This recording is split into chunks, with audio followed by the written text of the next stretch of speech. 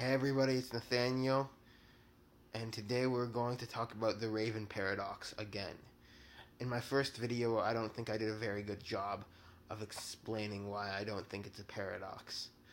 So, in this video, I'm going to read to you my reason for why it's not a paradox.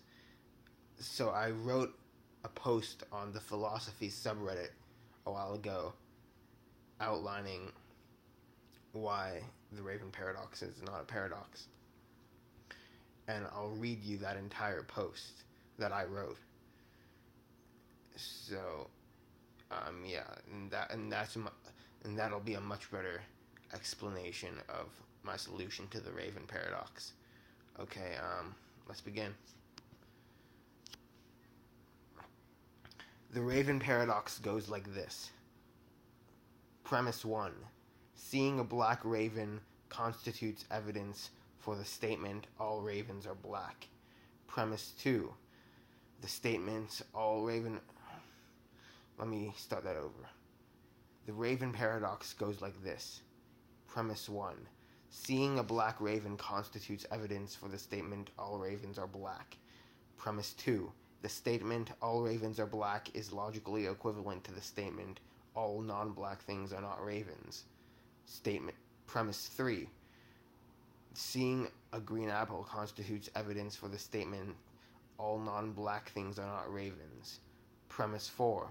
Since the two aforementioned statements are logically equivalent, what constitutes evidence for one must constitute evidence for the other.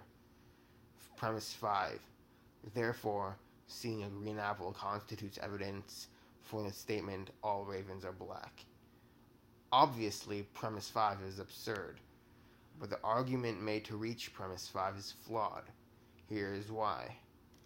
In order to evaluate whether something constitutes evidence for something else, we must first define the word evidence. It seems as though evidence can be one of two things. It is either information which completely proves a hypothesis, or information which increases the probability of the hypothesis.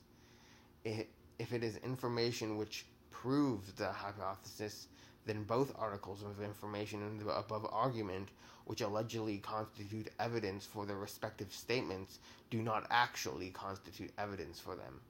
Obviously, seeing one black raven does not prove that other ravens are black, since you have not observed all other ravens. And obviously, seeing a green apple does not prove that all non-black things are not ravens, for the same reason. Now, let us see if the argument stands up to scrutiny if we define evidence as information that merely increases the probability of a proposition. This question is semantical in nature. In the previous example, we answered the question as to whether the relevant articles of information constituted evidence for their respective statements. In this circumstance, asking such a question would be foolish. It is unlikely that an average person who is uninformed on the particular subject will know if seeing a black raven scientifically increases the likelihood that all ravens are black. If it does, then it unparadoxically also increases the likelihood that all non-black things are not ravens. If seeing a green apple somehow increases the likelihood that all non-black things are not ravens, then so be it.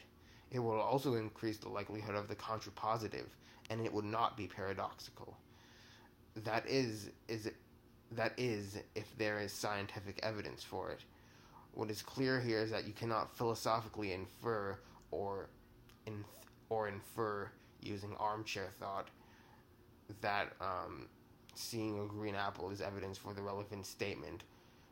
The relevant statement being seeing a green apple increases the probability of all non-black things being not ravens, which is implied in the argument of the Raven paradox.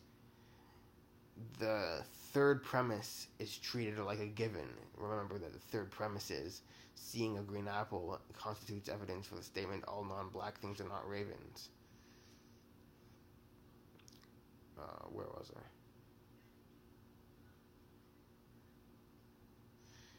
So the third premise is treated like a given, but if define evidence as increasing the probability of something, then the third premise is not a given, and that means that the third premise that means that the whole argument falls apart because the crux of the argument is the idea that the third premise is a given, and that green apples, seeing the sight of green apples, actually does constitute evidence that all non-black things are not ravens.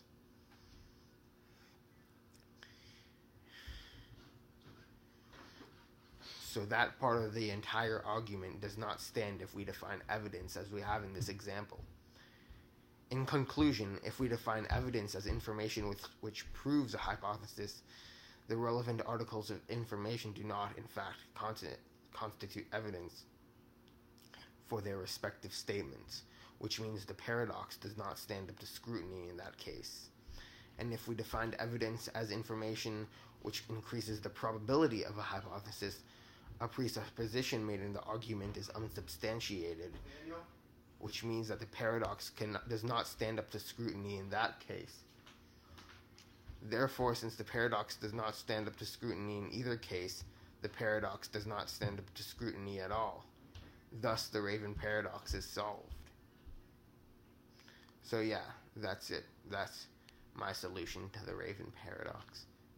In summation, you can either define evidence as one of two things, and in both cases, the Raven paradox falls apart.